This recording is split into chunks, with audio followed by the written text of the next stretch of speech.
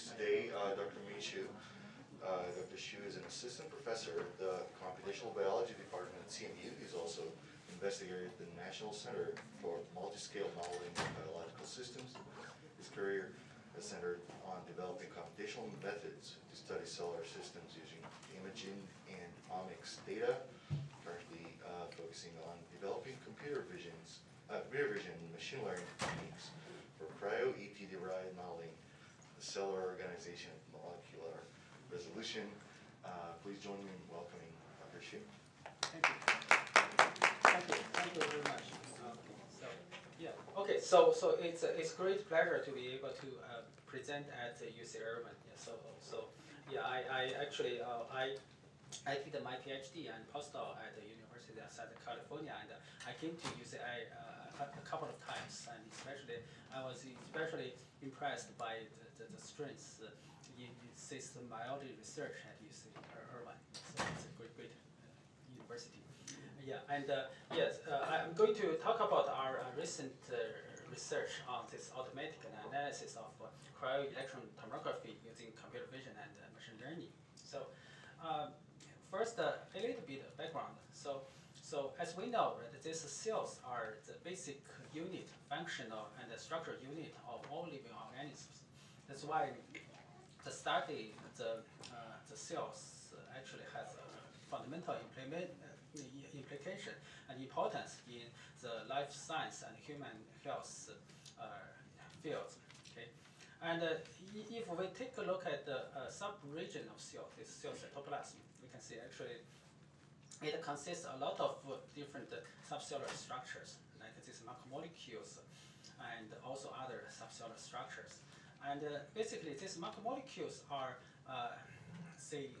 nano-machines that are responsible for a wide range of cellular processes.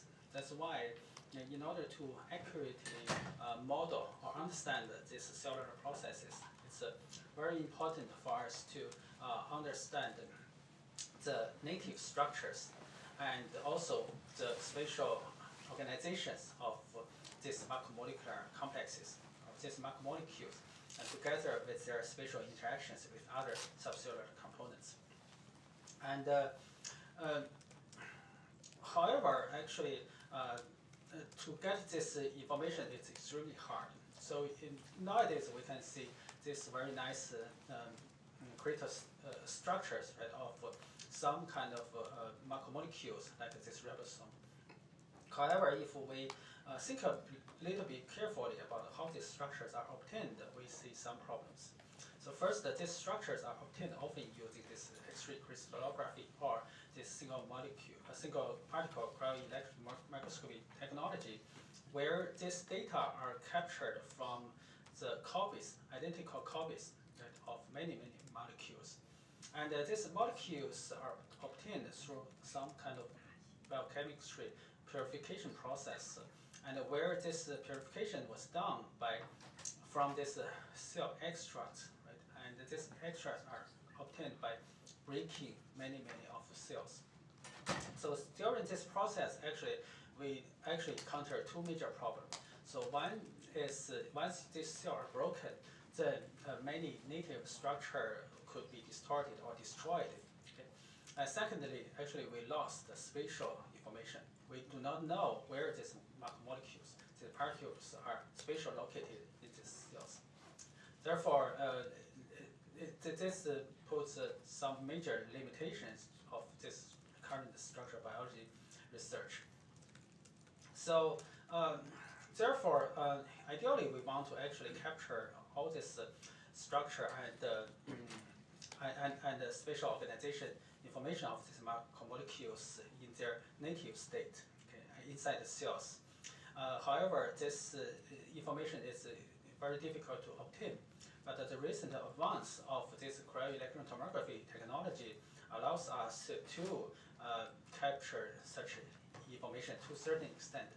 So for such technology, imaging technology, we first put the intact cell sample. We first quickly freeze this intact cell sample and put them into our microscope.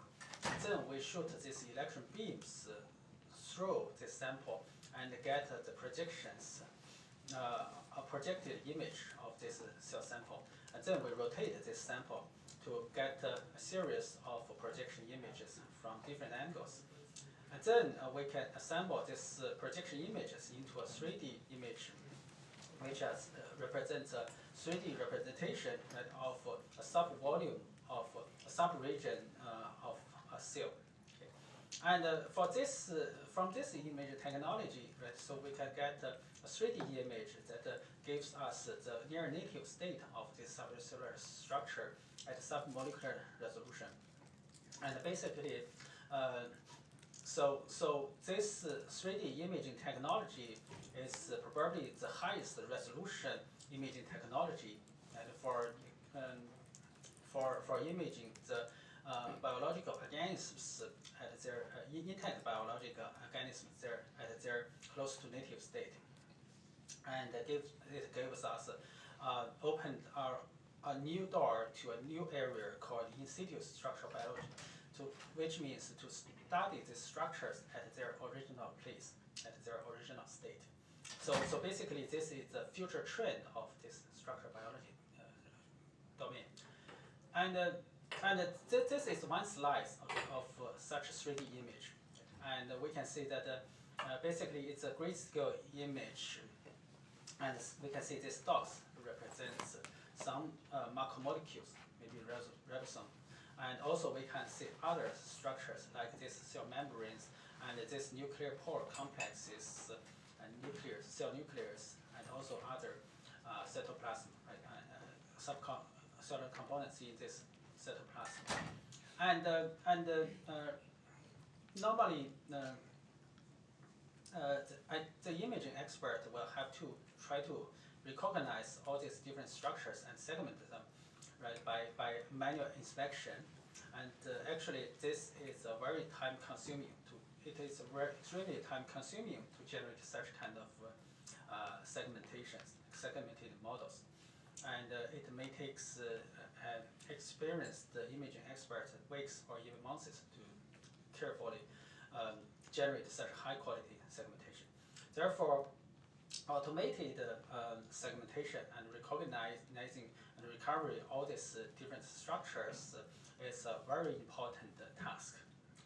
So, and especially for these macromolecules. So basically, previously the localization of these macromolecules is through this template matching-based approach. So basically, suppose if we have a library of these structure templates of known structures, then we can actually try to match these structures inside this 3D tomograms and see where are the potential matches. So, however, there is a major limit. So, because actually the majority of the macromolecular structures are known, therefore this method is not able to detect these unknown structures. Okay? Therefore, the usage of such a method is limited. Therefore, over the past years, we mainly work on developing this kind of template-free structural part-many technology, and which, without relying on any external knowledge of structures, we're trying to discover new structures from these tomograms. And here are two examples. Input tomograms of very small bacterial cells. We are able to detect different type of structure patterns, and it happens that these patterns are very similar to the known crystal structure of this cryo-ET complex, and this one is very similar to the known rough structure of ribosome complex. And we can also, in the same time, we can see the distinct spatial organization, spatial distribution of these different patterns that may indicate their function. So, and actually, we are still in the very initial stage of doing such kind of research, and actually, there are still many challenges to do this structural pattern mining. So first, there are imaging limits. for example, for such kind of image, we have missing data, and also such kind of image, as you can see, that it's very noisy, right? Because due to a very different type of vectors. Because actually, for such kind of organic materials, we can only shoot a very small amount of electron dose. Otherwise, this sample will easily be burnt, easily be destroyed. So, and also we have a high structural complexity. As you can see, that the content are very complicated, and the macromolecular structures captured in such image are highly diverse. Okay, and unlike those obtained from the purification process, and also they have a high crowding level, and most of the native structure are known. In addition, we can have some sort of big data problem because these are 3D images and they are large images, and each image may occupy maybe 36 gigabytes of storage, and for microscope it's easier to automatically capture hundreds of these images maybe per week, and which contains maybe tens of millions of these macromolecules. Okay.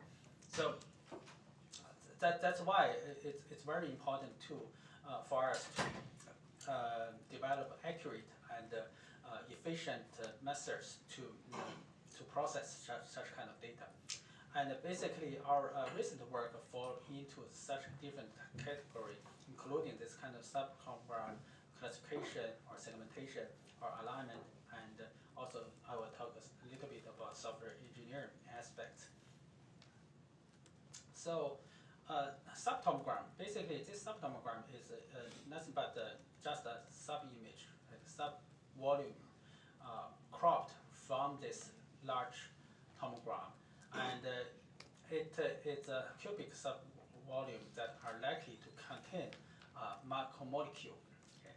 And as we can see, right, it's very noisy, and we can extract, say, tens of millions of these subtomograms, right, from maybe hundreds of these tomograms.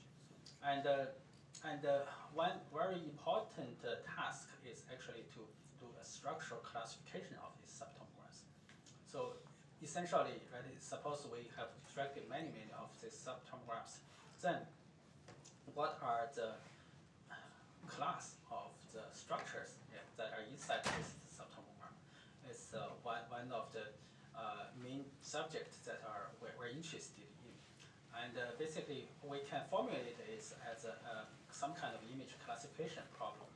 And as we mentioned, right, so the main challenge is actually rather this kind of big data issue, and also this structural complexity issue that we have been facing. So therefore, the key is to efficiently and accurately separate or filter these macromolecules into structurally homogeneous subsets. So this is very important.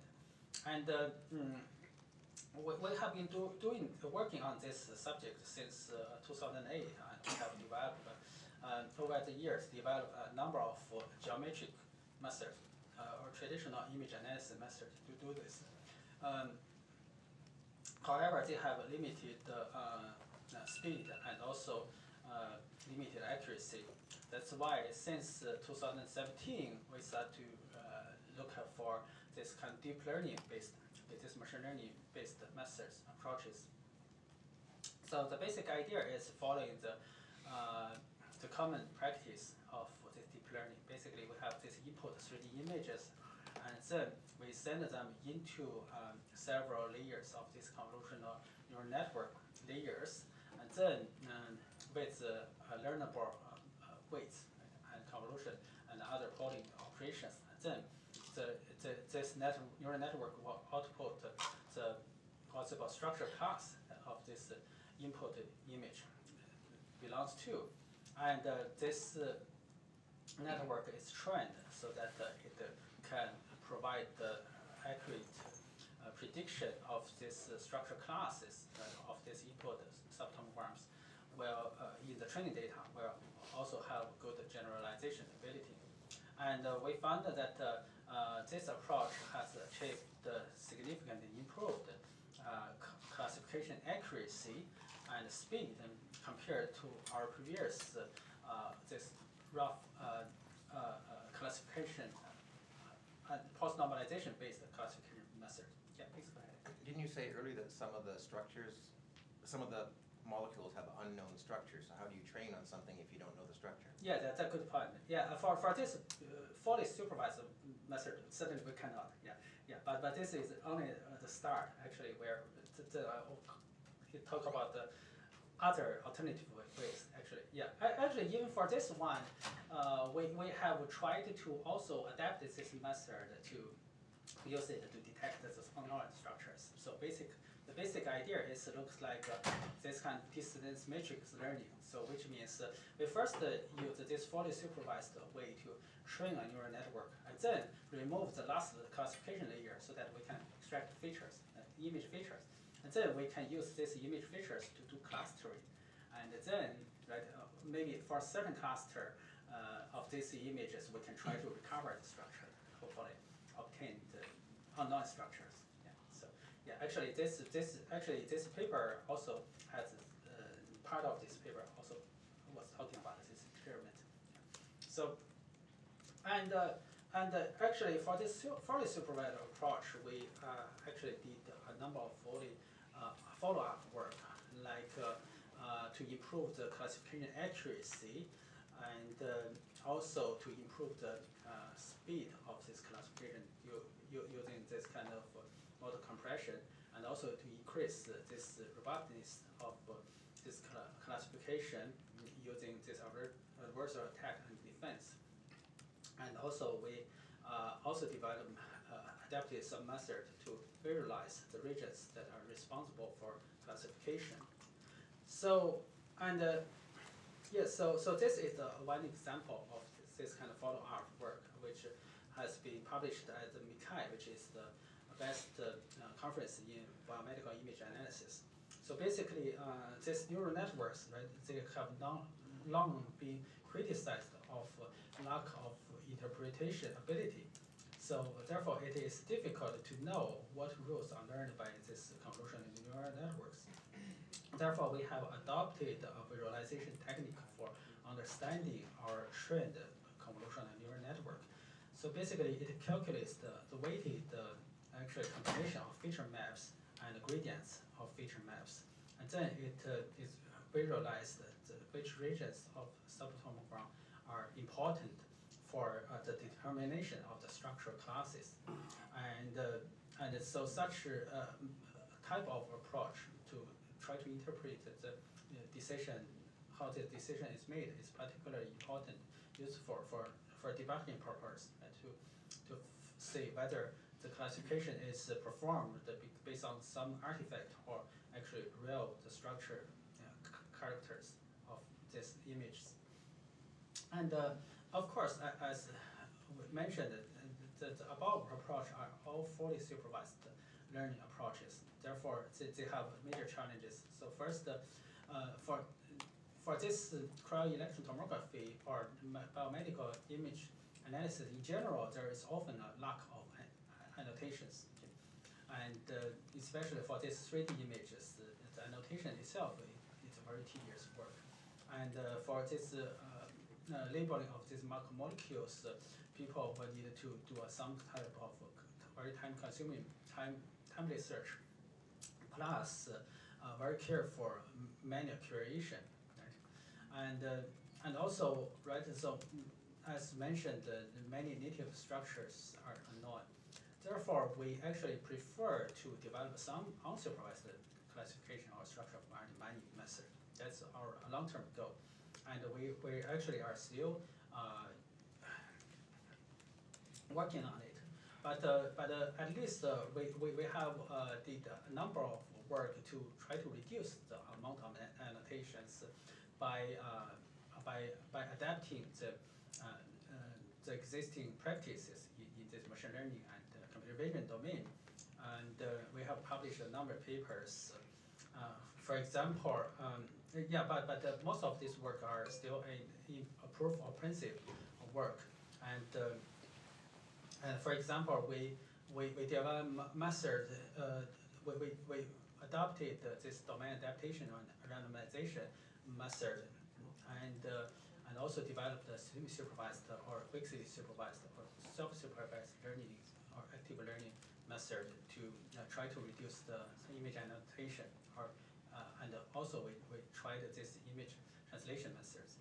So and in order to try to identify novel structures, so we also adopted this few-shot open set learning method, and for this kind of weakly supervised approach, and also we also developed fully unsupervised method that are based on this kind of clustering or this disentangled representation.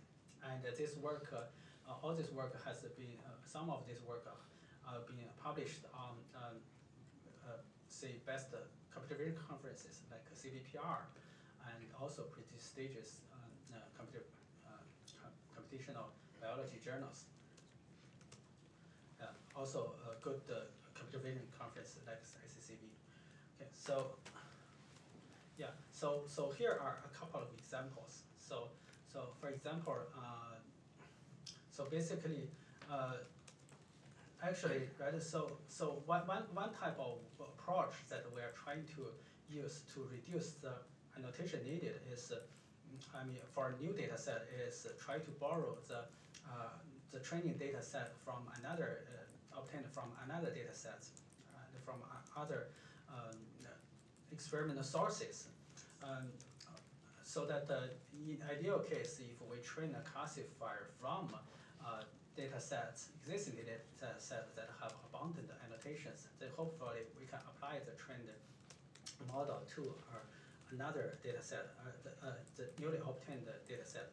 However, there is a major issue about this domain shift, so which means basically the image intensity distribution of this source data set can be very different than the target data set.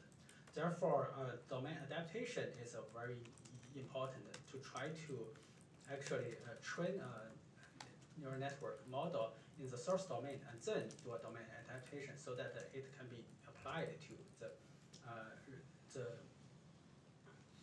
the target data set with reduced this domain shift bias. So, and for this we actually explored some kind of adversarial domain adaptation methods to do this, and to do so, so basically it has a 3 stage. So first, in the first stage, we first train a classifier on the source data set, and this classifier consists of this feature extractor and also classifier, and then we can actually fix the weight of this feature extractor on this source feature extractor, and then extract all the image features from the source data set. And then we can then use all the extracted features to train a target feature extractor that extract image features from this target subtomograms. And the target feature extractor is trained using this adversarial fashion, which means we have domain discriminator, and this target feature extractor is supposed to, after training, it is supposed to generate the image features that are indistinguishable from the source features. Okay. So, and once this is successfully trained, then we can directly extract the target data set features and then send these features to this original classifier and to get the classification. And another type of work to try to handle this problem is try to make use of this simulated data, because we can mimic the cryo-electron tomography imaging process, and once we have a library of macromolecular structures, like PDB structures, then we can convert them into simulated subtomograms and with different type of imaging conditions.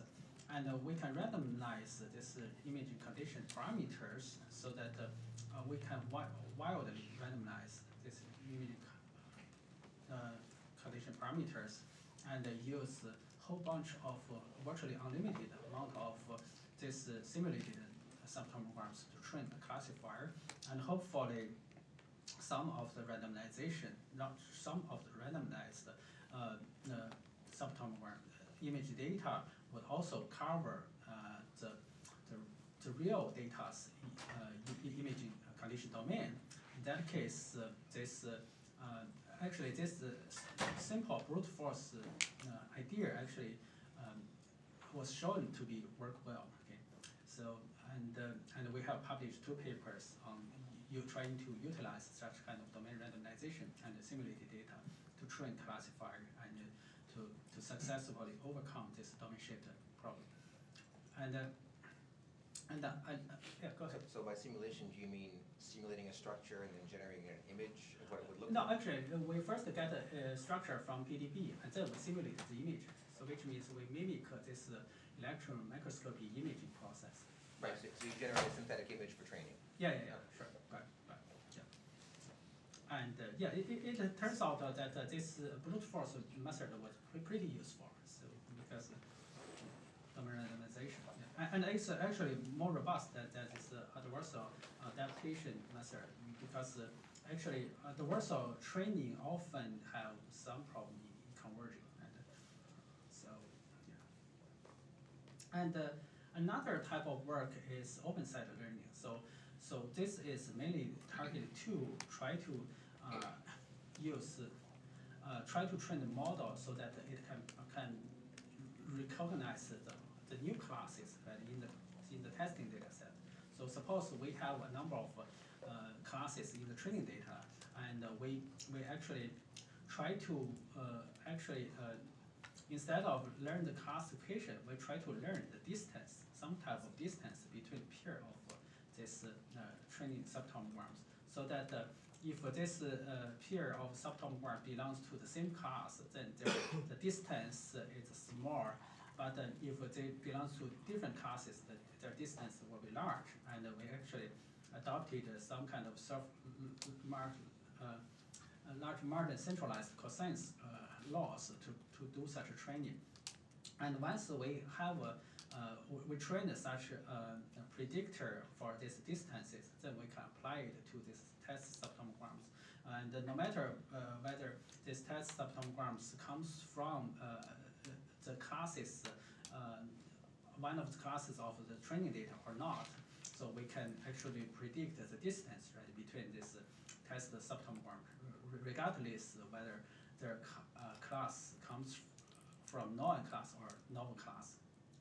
And we can show it this by proof of principle. We actually published 2 papers on computer vision conferences showing that this approach also works in principle. So, and another type of way to try to identify the novel macromolecules in the test data set is in this scenario, this full shot learning scenario. So assume that we have abundant annotated data for training, and where this annotated data do not contain any novel class. However, on the other hand, if our human expert, our say structural biologists are able to inspect the tomogram and identify a few instances of new classes that they are very interested, then we can actually combine these 2 information together. First, train a classifier using this very abundant training data with non-classes, and then actually calculate this kind of prototypes. So which means just the centers, okay, of these different non-classes, right, in this output feature space. And then we combine it with the new information about this couple of few instances of the new classes, and then we adjust, we train another transformer to adjust this kind of to integrate this new class instances. Okay, and then we combine these two information, and then use nearest neighbor so that we are able to recognize more instances of these new classes in the test data. Okay?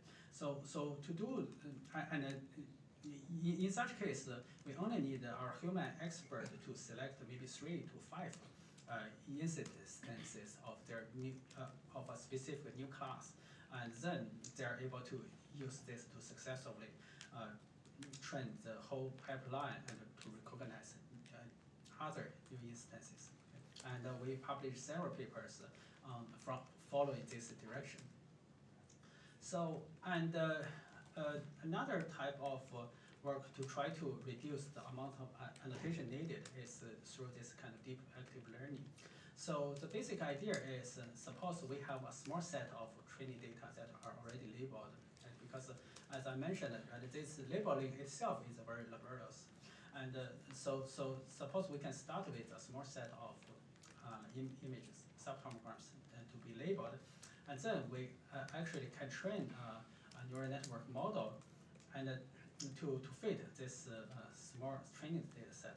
And then we can use it to actually, for those unlabeled samples, we can measure how likely that this, if we label this each unlabeled sample, if we add the label information, then it and include it to update this classification model, then we can maximize the ability to maximally improve this model. Okay, so then actually, then this will be a measure of this kind of prediction uncertainty of unlabeled sample, and then the most uncertain samples will be manually labeled and then to be included in this labeled sample pool. Okay, so this is a very important strategy, actually, not only in this cryo-ET analysis, but also actually important for general computational biology, because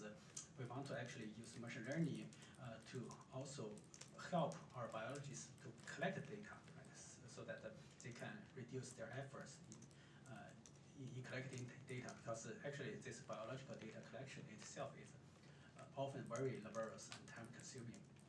And along this direction, we also published 3 papers, including 2 applied work on this cryo-ET domain, and also a theoretical study on how to improve this deep active learning, and published on Triple AI, which is a prestigious machine learning conference. So, and another type of work is to use this image translation to reduce this domain difference. Suppose we still have, say,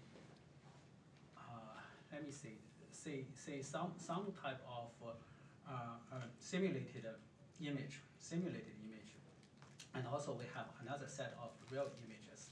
We want to actually learn this kind of image translator network so that we can convert this simulated image into the images that look like real. However, the main challenge is, okay, in principle, right? So if we have a image pairs, right, from this simulated image and also this real images that represent the same sample, then actually we can, in principle, we can simply do a supervised learning, right, to build, to train such a kind of image translator. However, this is not practical. In most cases, we do not have such a pair. That's why we borrowed this strategy of training, this kind of cycle-again training using this unpaired image data. And so the basic idea is basically we translate this simulated image into a translated image that are supposed to look like real, and then we can translate it back, right, to build another translator to translate back to this kind of simulated image domain. And also we use this kind of adversarial training to ensure that this translated image should look similar, right, like this real image. And also this is also a reverse process. So the images translated from the real images to this simulated image should also look like the simulated image. Okay, so this is a kind of cycle consistency constraint. Okay, so we are able to, as a proof in principle, we are able to build such kind of image translator, which looks to be useful. And but our ultimate goal is to do a fully unsupervised learning. Okay, actually, sometimes we can formulate this task as an unsupervised learning task. So which our classroom, basically we have these subtomogram images. Say we have these cryo-ET images. We first extract many particles, right, of these different structures, and these are these extracted subtomograms. Then we actually have recently developed a deep clustering network, a special version of this clustering method, so that to cluster these input images purely based on the structure behind this inside such image, inside such very noisy image. And this cluster is supposed to be invariant to the rotation and translation of the structures inside. Okay, this is very important. And after the clustering, okay, we're expected to get these different structures, and these are the different structures embedded into on this original cryo-ET tomogram. Okay. So and this work is still under review, but actually we initially developed the autoencoder personalization approach several years ago, and it was widely received in the community. However, we found that the autoencoder approach was not accurate and robust enough. That's why recently we have been working on developing this kind of deep clustering approach. So the basic idea is actually simple. So for this deep clustering approach, basically we have these input images, and then we actually train an image feature extractor. So basically this image feature extractor first it starts from random weights. Okay? And even with the random started weights in this deep neural network, we can still extract these features, image features, right, as represented as feature vectors. And then actually we can do a clustering in this feature space.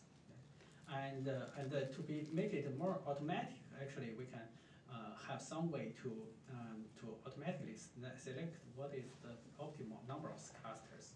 Actually, my student has done a very comprehensive study on what type of optimal cluster selection works best for our data, and yeah, we find that this Bayesian information criterion it works best so far, and from a result point of view. Yeah, but once we are able to cluster these images in this feature space, then this clustering gives us a pseudo label of the class of this each image. And then actually we can use this pseudo label to refine this neural network's weight through backpropagation. Right?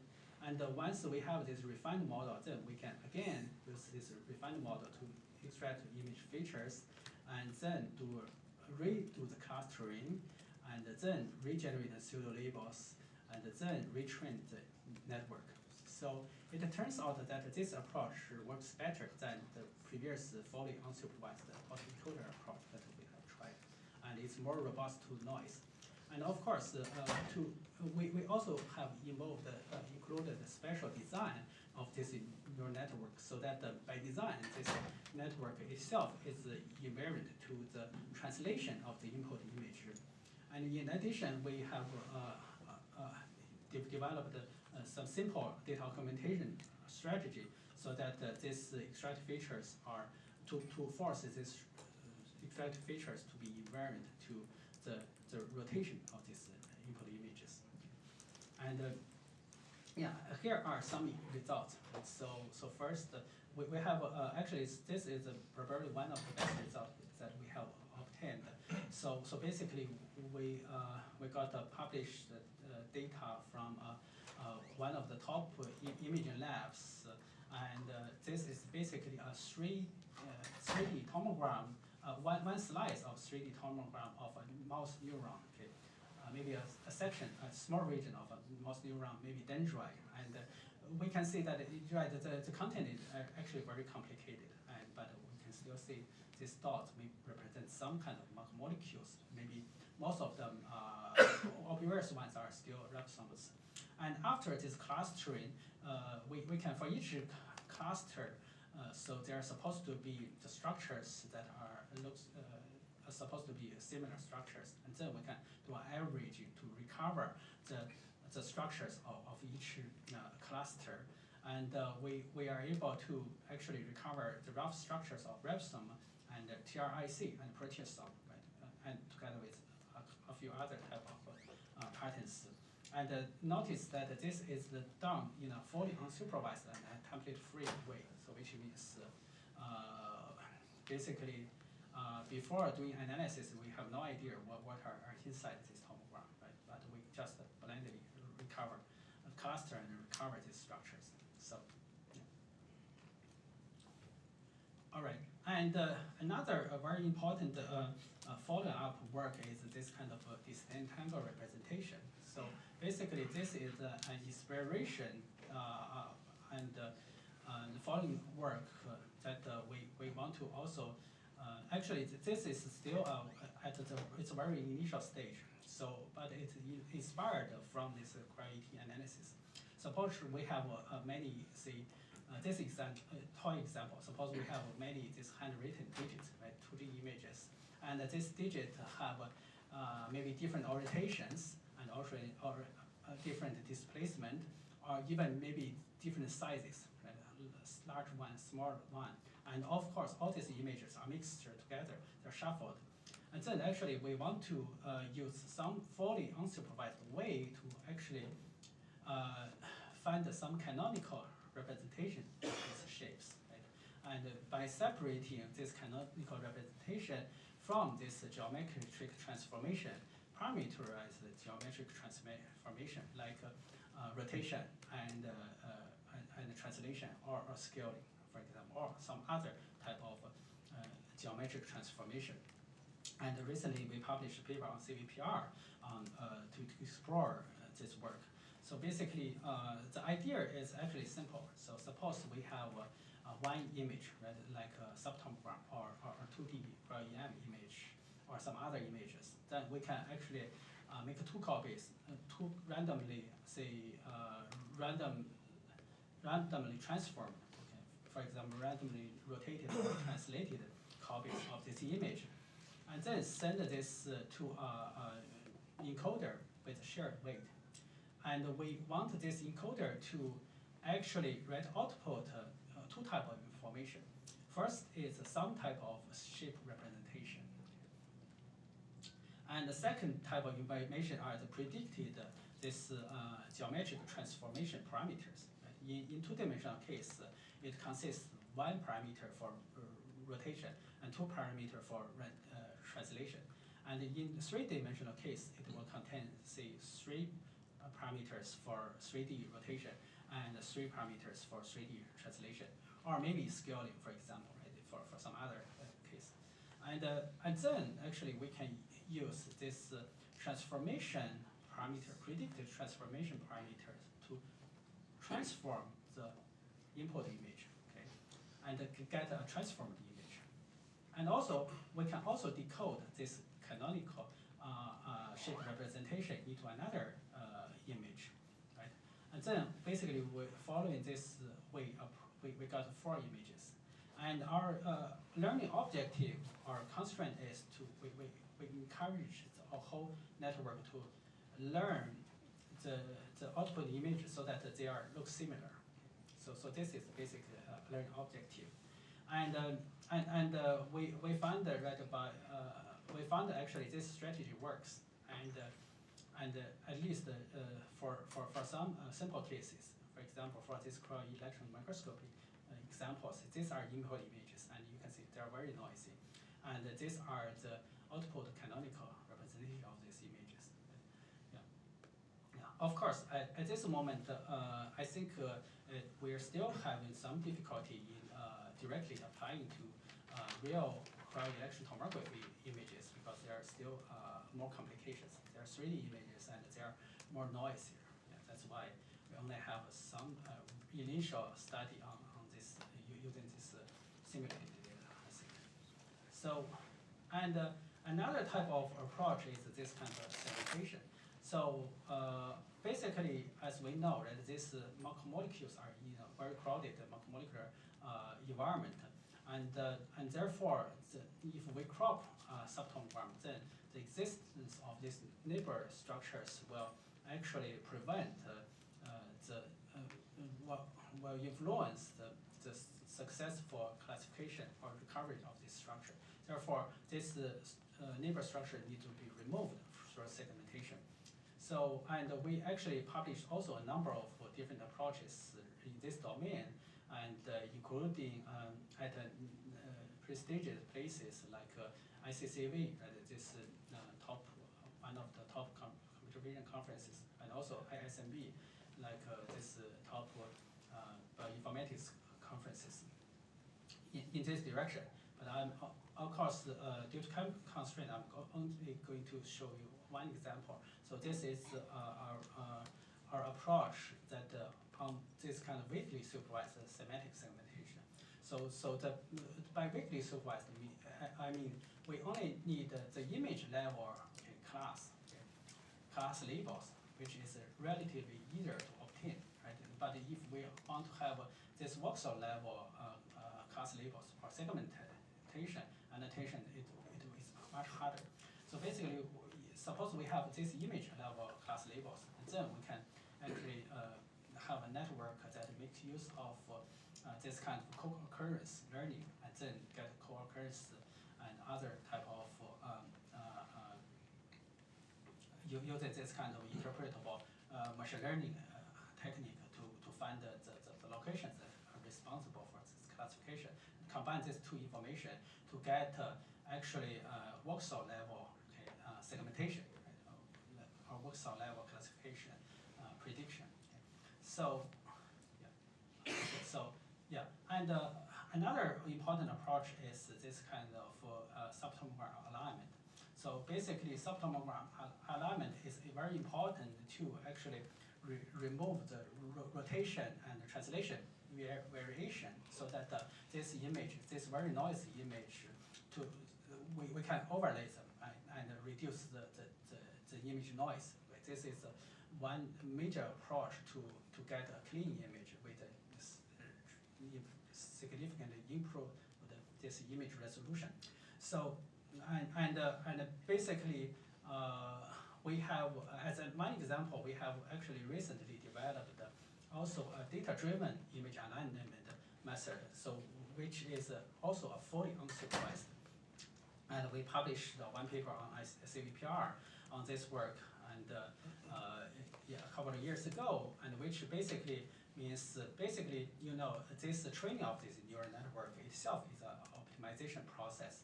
And this neural network model we constructed predicts the geometric transformations, right, given a pair of the image. And these geometric transformations are optimized during the training, so that actually once this model is optimized or trained, then given a new pair of images, it can quickly output optimal alignment or geometric transformations. Right? So, and actually, this data-driven approach significantly improved the speed and accuracy of alignment.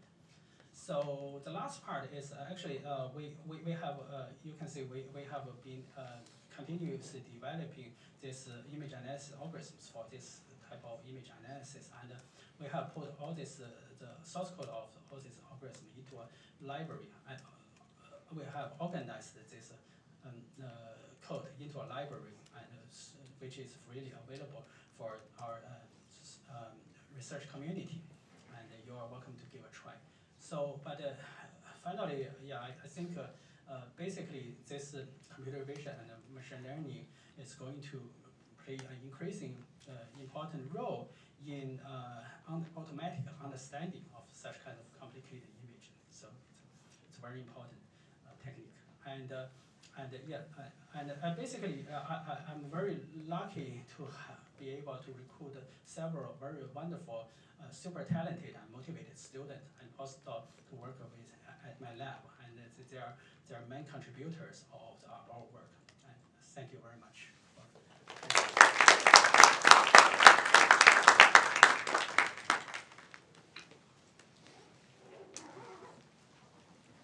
Thank you for your talk. Any questions?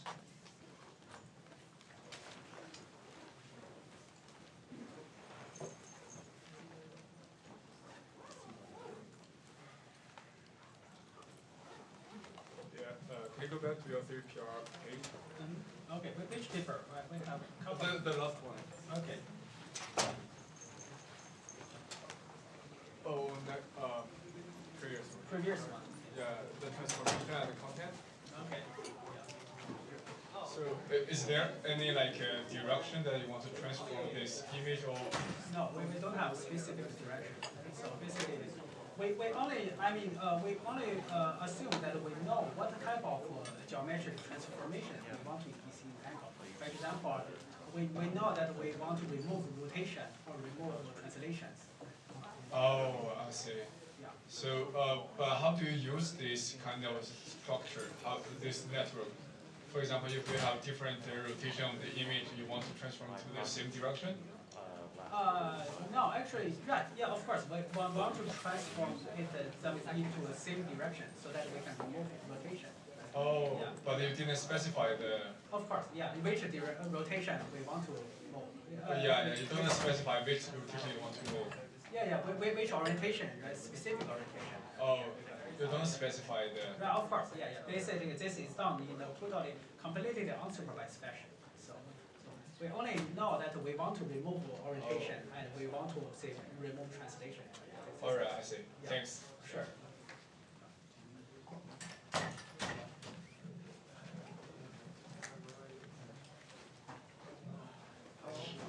Thank you for your presentation.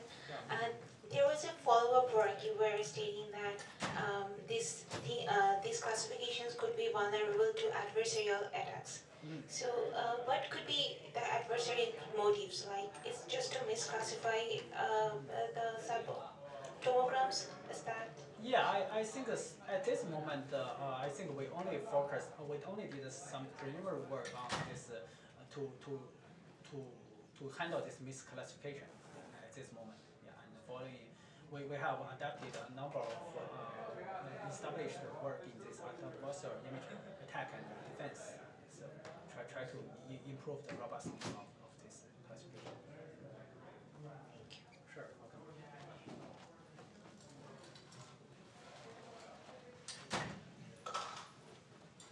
Other questions?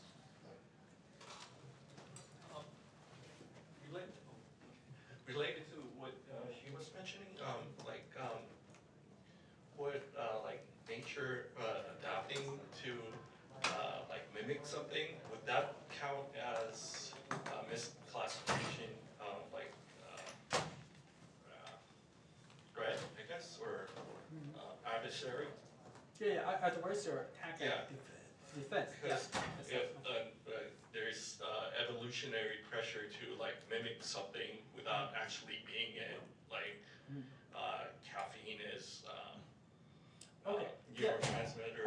Actually, this point is very interesting. I never thought about it, but I originally I was basically following this computer vision strategy because people discovered actually, right? So for natural images or even our subtomograms, so if we add some very special noise pattern in this image, even if this noise is very low, then it still lead to some misclassification. That's why this kind of people, including us, are trying to develop this strategy that to first learn what type of patterns that we can generate to disturb such classifier, and then try to retrain the classifier so that they're more robust to this kind of perturbation, for example. Yeah, of course, this also have this analogy in nature, right? Because there's so many this kind of competitive and adaptation process happen in nature, of course, and evolutionary process. Yeah. So as it stands, would classification be fooled by such a molecule, like caffeine versus actual neurotransmitter or something like that? Yeah. So basically, there can often be formulated as an image classification process, and hopefully, I mean, these structures are large enough so that I mean it becomes distinguishable in this cryo-ET data. Yeah. So. But you haven't seen a sample like that? Right. No, we haven't seen. Yeah, because it depends on their size. So for actually currently, so people are able to handle, I mean, ribosomes relatively well, although it's still difficult. But actually, to detect and recover structures that are smaller than ribosome, it's still very challenging. And we have been able to have some progress in detecting this, say, proteasome. That is a little bit smaller than this ribosome. Yeah. Without using any template. Yeah, and of course for this imaging technique, it's really amazing, and I can show you one example. For example, right, people have directly can visualize a particular instance of macromolecule. Like for example, they look like the shape of this 26 proteasome. Directly in this this neuron cell tomograms, so which means it's not a structure that is obtained, a structural model obtained from many copies, but only one copy, right, inside this cell.